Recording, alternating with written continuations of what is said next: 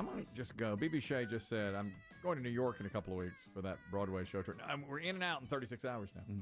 I'm only checking 4 bags. That's what I do. I'm checking the bags. Mm-hmm. And BB Shea said you should go to John's on Bleecker, which is a Bleecker Street restaurant, pizza. And he gave it his seal of approval. Some of the best pizza in Manhattan. The only coal-fired pizza place in Manhattan, allegedly. Coal-fired. Coal-fired. And it is amazing. Well, I will get for you a slice of pizza and a side salad from John's of Bleecker while I am there. I am making that. Well, a solemn vow? Because I've been on these media junkets before, and you don't have a lot of downtime. No, there's not much. You're right. I mean, we get a few hours in the afternoon to sort of wander around and sightsee and that kind of stuff. Mostly we just walk, up the theater district. And then you see these 2 or 3 Broadway plays, which is fantastic. I mean, it's a great trip. It's in and out quickly. I have really enjoyed it. Yesterday, this is food related. I've heard you talk about this. This is one of those things that you enjoy. So because you enjoy it, I hate. Are you talking to me or BB Shea? You. Me? Yes, you. Top Chef. Yes. Chef. Yes. I had a dentist appointment, and I got there early, and so I had to sit in the lobby for 20 minutes, and they had a TV on, and it was on Top Chef. Really? An old episode, I'm sure. Yeah, it must have been, because it's there. I think I don't even know if they're shooting the current season. By the way, which will be shot in Charlotte, North Carolina. Oh, really? It's a big deal. This one must have been in San Francisco, because the challenge was all the chefs had to go to a gas station and buy ingredients and then make a dish out of whatever they bought at the gas station. The gas station, yeah. So they could buy ingredients from the gas station and make it. And one of the chefs made, it was like a sun-dried tomato soup or something like that. And she had gotten, I guess, just some sun-dried tomatoes hanging off I don't know how she did it. It was a Slim Jims? It was a fire roasted tomato soup. Fire roasted tomato. A little Slim Jim on the side. Yeah, I guess.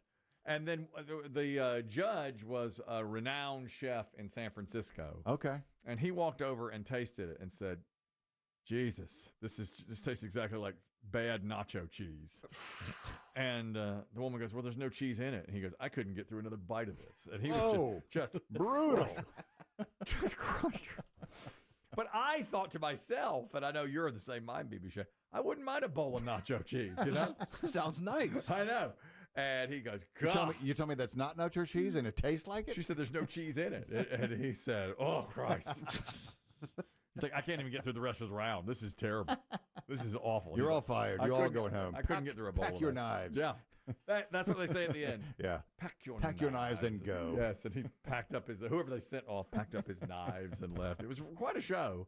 I only saw 20 minutes. I was like, well, I see why Chris Demm likes this. It's a foodie show. I was sucked into it, and they have over the past maybe 5-6 seasons upped the personal factor.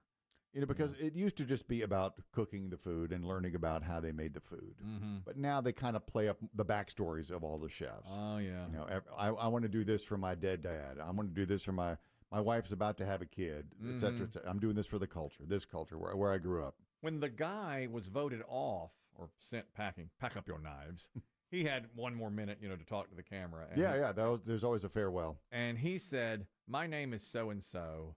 I'm a celebrity. I'm a chef to celebrities. Don't get it twisted." And then he left. All right. Just walked out. I thought it was a lot of bravado for a guy that just got kicked off. I was like, okay. Well, there's no shortage of egos in the kitchen. I guess that's right. In real life and in fantasy, in your bear show. That's a great show.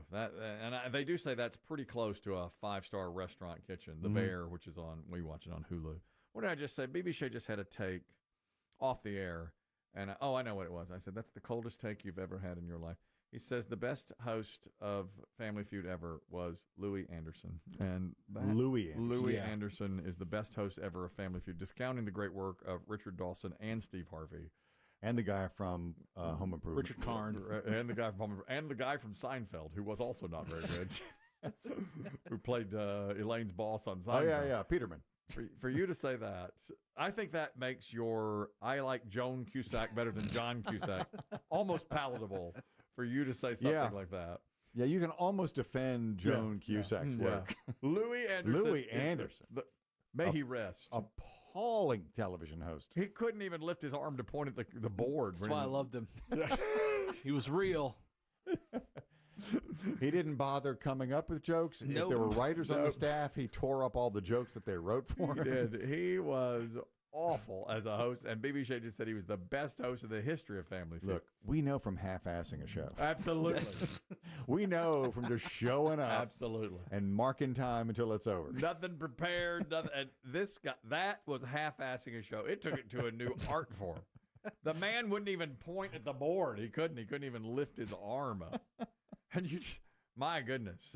Do you like Drew Carey as a host on Price is Right? We were talking about him. He's okay. I never loved him on Price is Right. I've never really liked him at all, honestly. Oh, really? You're not a Drew Carey not fan? a big fan of his. Oh, I liked his stand-up when he first burst on the scene, but that was that was forever ago. But occasionally, like you'll see a clip bubble up with Bob Barker when he was hosting Price is Right, and it's just night and day. I know.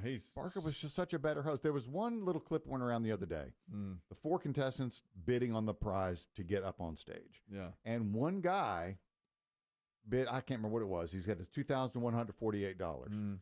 And he's like, whoa, that's quite a specific bid. And everybody else bid a couple other things. And he goes, Bob, I watch the show all the time. He goes, this is what happens when you watch The Price is Right. And then you hear the buzzer. Yeah. Somebody on the row has it exactly right. Wow. And he goes, the first number is a 2. Oh, he did. Oh, he stretched it out. Yeah, he nailed it. He made good TV. He was a great game show host. And the guy nailed the price. Yeah. Oh, he did get it. $21.48. Unbelievable. And called a shot. That's a connection to something we talked about 4 hours ago. He was, of course, famously Bob Barker in Happy Gilmore. Yeah, The Price is Wrong. True. The Price. That's the only scene I really remember and liking from that movie where they're fighting each other. It took a lot for him to do that. Apparently, really. I guess he didn't want to cuss. Well, his image. Yeah, he had a very squeaky clean image, but him doing that, it was tough for him. They really had to goad him into doing stuff like that. I always felt like he was a great guy. Now, he slept with a few Barker beauties. Okay, he did do that. But I always... There was rampant harassment behind the scenes, yes. Yes. But I always liked him. Situational ethics. Let's come and there we are. Our full circle. We talked about situational ethics 4 hours ago, and we talk about it now. And I'll leave you by saying to you, BB Shea, pack up your knives. and go. And go. But we may need you Monday. Okay.